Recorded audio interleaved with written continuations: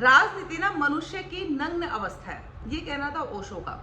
हमने राजनीति बहुत अलग अलग तरह से देखी है, उसमें बहुत उतार चढ़ाव, किस तरह से एक पॉलिटिकल पार्टी जो है वो अपनी पावर का इस्तेमाल करते हैं, किस तरह से इंडिविजुअल, जैसे इंदिरा गांधी ने इमरजेंसी लगा दी थी, वो अपने पावर का गलत इस्तेमाल कर लेता है। और जब बात हम हिंदुस्तान की राजनीति की करते हैं तो इसमें जाति धर्म हमेशा से ही एक इम्पॉर्टेंट फैक्टर रहा है, क्योंकि कोई भी इलेक्शन या कोई भी पॉलिटिकल पार्टी अब तो मतलब इस लेवल पे आ गया है कि प्रॉपर जो पॉलिटिकल पार्टियां हैं वो एकदम धर्म की खुल के राजनीति करने लगे हैं। पहले कहीं ना कहीं शायद थोड़ा बहुत एक पर्दा या एक नजरों की शर्म या शब्दों का लिहाज रखा जाता था। आज किस तरह से इस लेवल पे राजनीति और आई है, एक पर्टिकुलर धर्म का वोट बैंक पाने के लिए। क्या आप ये सोचिए कि सनातन धर्म को मानना, मंदिर जाना अब सांप्रदायिक होने लगा है, लेकिन वहीं पर मस्जिद जाना, अपने इस्लाम धर्म को मानना और मज़ारों पर जाना धर्मनिरपेक्ष हो गया है। कावड़ यात्रा ले जाना या फिर महाकुंभ में स्नान करना से क्या रोजगार मिलता है? बेरोजगारी दूर होती है। लेकिन वहीं पर मक्का मदीना जाना और ये जल से जुलूस, मुहर्रम के नाम पर जो भी ये सब निकाले जाते हैं, जो हर किसी धर्म के अपने अपनी अलग अलग जो रैलीज होती है वो निकाली जाती है, वो धर्मनिरपेक्ष हो गया है। तो आप ये सोच लीजिए कि आज की जो राजनीति है ना, वो मुद्दों पर कम, वो अब धर्म पर खुल के आने लगी है। बीजेपी ना धर्म के नाम पर राजनीति करती है, हमेशा इस तरह से बात रखी गई। लेकिन अगर आज हम खुलकर देखें ना, तो किस तरीके से कांग्रेस तो खैर हमेशा से ही, चाहे वो गांधी का टाइम हो और आज राहुल गांधी तक, सिर्फ और सिर्फ मुस्लिम तुष्टीकरण की राजनीति पर चलती रही है। लेकिन वहीं जो क्षेत्रीय पार्टियां है ना, वो जिस तरीके से खुलकर सामने आने लगी है, उसमें अखिलेश यादव की मैं बात करूं, समाजवादी पार्टी, या आरजेडी की मैं बात करूं, और ममता बनर्जी तो खैर इनकी सर्वे सर्वा है ही है। तो उस बात को देखकर वाकई एक चिंता का विषय हो गया है कि हिंदू क्या वाकई में सोच चुका है? क्योंकि कभी आपने देखा है कि किसी भी मुस्लिम ने या किसी भी पर्टिकुलर इलाके के मुसलमान लोगों ने कांग्रेस से नाराज होकर या किसी पर्टिकुलर पार्टी से नाराज होकर बीजेपी को वोट दे दियो? एक्चुअली ये कीड़ा भी ना हिंदुओं के अंदर ही है। तो बात यही खुल के आ जाती है कि ऐसी क्या उनकी मजबूरी है, या फिर जो इंडी बिंडी गठबंधन के जितनी भी पॉलिटिकल पार्टी, चाहे वो क्षेत्रीय हो या फिर कांग्रेस, उनको एक बात बहुत अच्छे से समझ में आ चुकी है कि हिंदुओं का एक जो तबका है ना, वो आपके साथ है। उसके बहुत सारे कारण, नंबर 1 कि वो हिंदू धर्म या सनातन में आस्था नहीं रखते। नंबर 2, वो किसी जाति विशेष के हैं, तो इस वजह से वो आपके किसी पर्टिकुलर नेता के पीछे पीछे चल रहे हैं। नंबर 3 कि वो सिर्फ इस वजह से आप लोगों के साथ है क्योंकि उनको बीजेपी या मोदी से प्रॉब्लम है। बाकी हिंदू धर्म में उनकी आस्था है, लेकिन बीजेपी और मोदी को हटाना है तो आप कितनी हिंदू धर्म को गाली दे रहे हो या कोस रहे हो या उनको सांप्रदायिक बता रहे हो, तो उसमें या तो वो चुप्पी साध लेते हैं या फिर कुछ ऐसे सेकुलर हिंदू है जो हाँ में हाँ मिलाते हुए इवन मुसलमानों से ज्यादा बढ़ चढ़कर हिंदुओं को गाली देते हुए नजर आते हैं।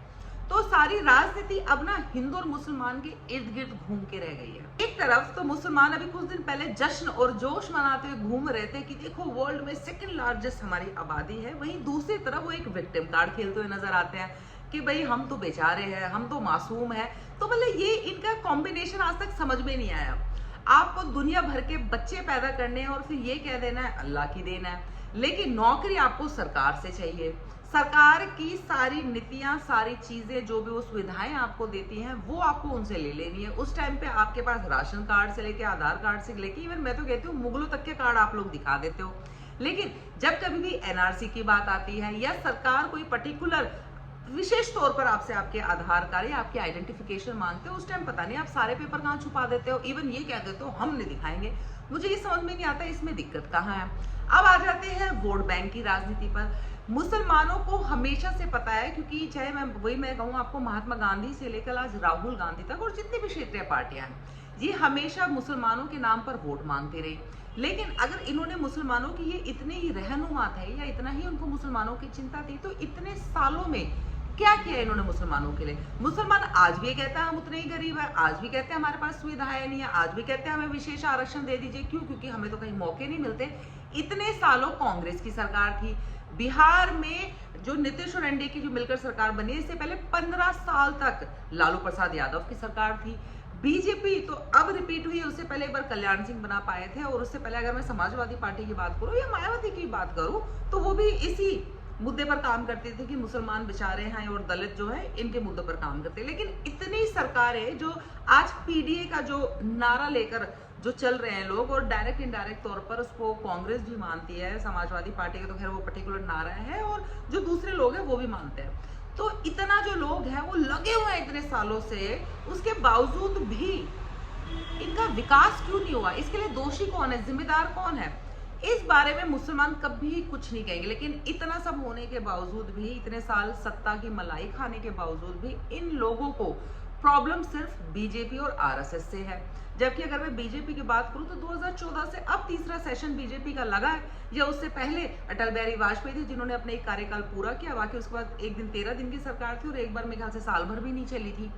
तो इतने सालों पर जो सत्ता पर, चाहे वो क्षेत्रीय राजनीति हो या फिर नेशनल लेवल की हो, तो उसमें ये इंडी बिंडी गठबंधन ही रहे। उसके बावजूद भी मुसलमानों की नाराजगी, उम्मीदें सिर्फ बीजेपी से ही क्यों है?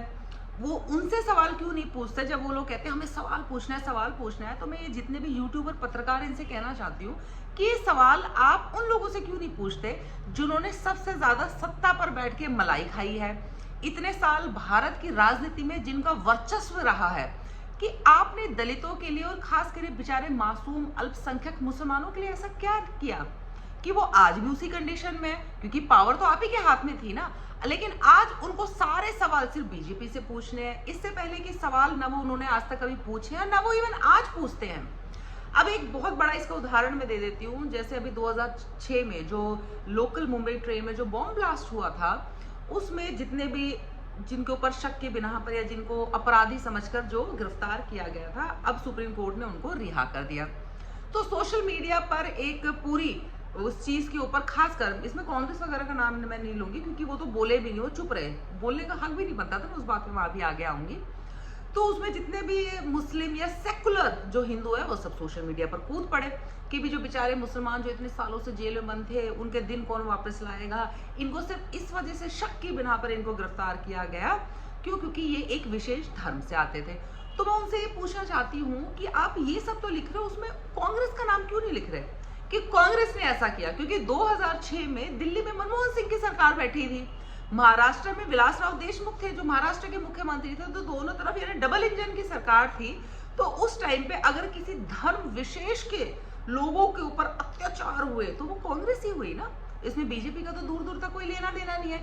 लेकिन किसी भी पोस्ट में जो उन्होंने अब सोशल मीडिया पर जो चली थी, जो इस चीज के लेकर डाली थी, कोई जिक्र नहीं कर रहा। इवन जितने भी यूट्यूबर पत्रकार, मैं पर्टिकुलरली कह देती हूँ, रवीश कुमार, अभिसार, अजीत अंजुम, इनके अंदर ज्यादा कीड़ा है। तो आप कांग्रेस से सवाल क्यों नहीं पूछ रहे अब कि जो 179 लोग जो मरे उस बॉम्ब ब्लास्ट में, उनका फिर गुनाहगार कौन हुआ? क्यों? क्योंकि आपने तो मासूम बेचारे अल्पसंख्यकों को पकड़ लिया था और सुप्रीम कोर्ट ने अब उनको बरी कर दिया। तो यानी कि जो 179 लोग जो मरे, उनकी जिम्मेदारी कौन लेगा? ये सवाल आप कांग्रेस से पूछोगे? नहीं, ये सवाल उनको पूछना नहीं है कि ठीक है यार मुद्दा पुराना हो गया, अब उसको जाने दो। ये यही सवाल आके खड़ा हो गया ना इसका, मतलब सिंपल तौर पे।